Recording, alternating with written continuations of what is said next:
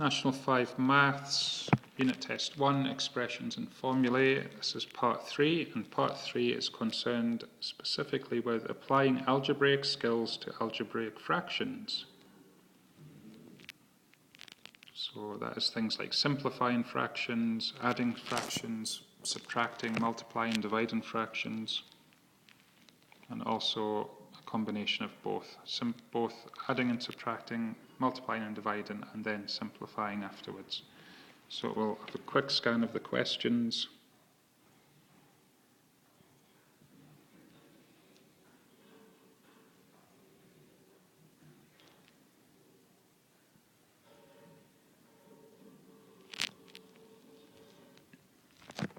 So first of all, why is this here? This is here because first of all, we cannot divide by 0. So if the bottom of this fraction was to be 0, x would have to be -3, because -3 plus 3 is 0. So we must make the statement in the question that x cannot be -3. It could be any other number apart from -3. Basically, we can ignore that statement. It just has to be there to make the question mathematically correct. You can just ignore it. You just simplify as you normally would. So let's have a go at the questions. So we have x plus 2x plus 3 over x plus 3 all squared. So I'm going to write out the bracket squared on the bottom as bracket times bracket. Then we have the same thing on top and the bottom, so they can cancel out. We're left with x plus 2 over x plus 3.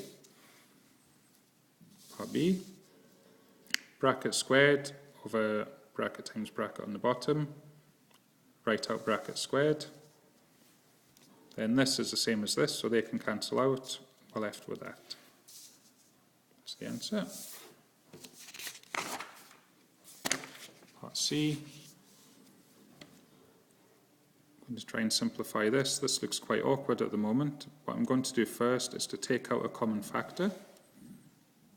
So on the top I have 6 and 30. 6 goes into both. I also have c squared and c. So c goes into both. So 6c will be my common factor. Now, what do I multiply 6c by to get back to 6c squared? I multiply by c. So 6c multiplied by c would be 6c squared. 6c multiplied by 5 would be 30c. On the bottom, 4 goes into both, so it'll be 4 bracket c plus 5. Again, where did the c plus 5 come from? 4 times something makes 4c, so it has to be c. 4 times something makes 20, so it has to be 5, because 4 5s are 20. Once I have that, that and that will cancel out. So I get 6c over 4, and 6 over 4 is just 3 over 2, dividing top and bottom by 2. That's us done. 6z cubed minus 2z squared over 6z minus 2.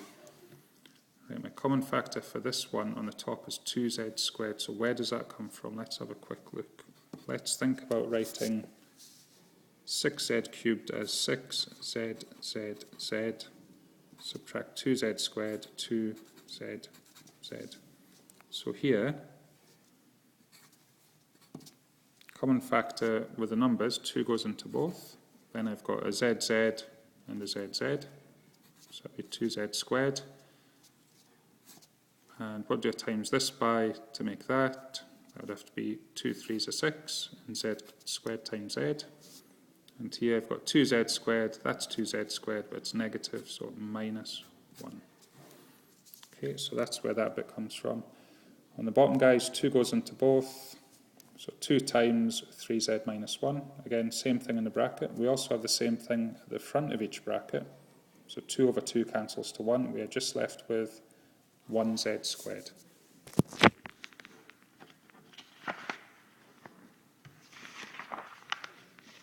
(2a). Write each of the following as a single fraction. So we're going to try and add fractions. To add fractions, we need a common denominator. We need the bottom of each fraction to be the same. So at the moment, they're definitely not the same. I'm going to have to multiply the first fraction by 3w over 3w. Remember, that's just 1. Anything divided by itself is just 1, so we're not actually we're changing how the fraction is written. We're not actually changing it to a different fraction. It is just written in a different way. And here we need to multiply the numerator and denominator by p. So on the bottom I will have 3 times p times w, 3 times p times w. And on the top I will have 3w times 1 and p times p. So 3w plus p squared all over 3pw. Part B, subtracting. They almost look the same. I'm going to multiply top and bottom in this fraction by 4. So 2 4s are 8, c times 4 is 4c. We have a 4c here, so we just have 8 subtract x all over, or 8 over 4c subtract x over 4c, put it all over a common denominator, 8 minus x over 4c.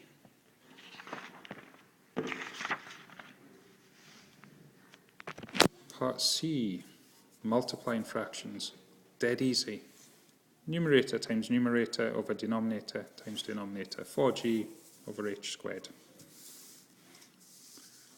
Part D, dividing fractions. To divide a fraction, we invert the fraction we are dividing by. So we, in other words, we flip 2 over 4d upside down and multiply by it. After that, top times top over bottom times bottom, 32d over 6t. And they're both even, so dividing through by 2, 16d over 3t. Question 3, getting on to something a bit trickier now. Using BODMAS, we must multiply or divide before adding or subtracting. So 3/4 times 4p, well, that would be 3 times 4 is 12 divided by 4. 12 divided by 4 is just 3. So this will just be 3p. And I have p plus 3p, so it'll be 4p. Still subtracting a third. I want it over a common denominator, so I need to change my 4, or my 4p, into thirds. Well, 3/3 is make a whole, so 6/3 will be 2 wholes. 9/3, 3 wholes, 12/3, 4 wholes. So that'll be 12p over 3 subtract 1 over 3. So 12p minus 1 all over 3. Quite a tricky question. Part B, very similar. M over m plus 5 minus 3/7 minus m. Well, m over m is just 1. So get 1 plus 5, subtract 3/7, or subtract m. So 1 and 5, 6, take away 3/7, will be 5 and 4/7, subtract m. Next thing to do is write 5 and 4/7 as a top-heavy fraction. So again, 7/7 is 1 whole, so 5 wholes will be 5 lots of 7s, will be 35/7, plus another 4/7, so that'll be 39/7.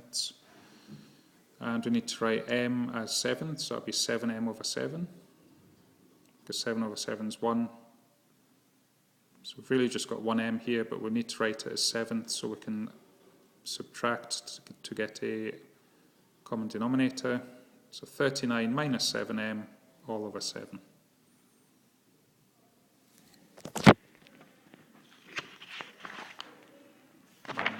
Question 4. This question is really exam standard. It would be a tricky exam standard question. Probably wouldn't appear in a unit test, but there's no reason why you shouldn't be having a go at questions like this, just to get your algebraic skills up before the end of the course. So here we're dividing by this fraction, so we'd flip that upside down and multiply by it. Now we have negative p times this. So I'm going to write that out as bracket times bracket. This is actually different to 2 squares. This would be p plus 3, p minus 3. So we should be able to spot that from homework number 2. So on the top I have negative p times p plus 3 times p plus 3. On the bottom, p multiplied by the difference of 2 squares part, p plus 3, p minus 3.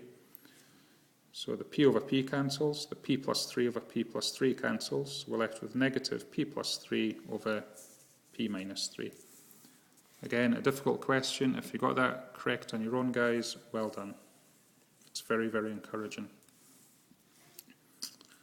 Part B, last question. First fraction divided by the second fraction. Again, flip it upside down and multiply. So I get q minus 4 multiplied by q minus 4 over 9 minus q multiplied by negative q plus 3. There's nothing we can do there to simplify, so it just ends up as q minus 4 all squared, because it's the same thing here, over 9 minus q bracket negative q plus 3. And that's that one done.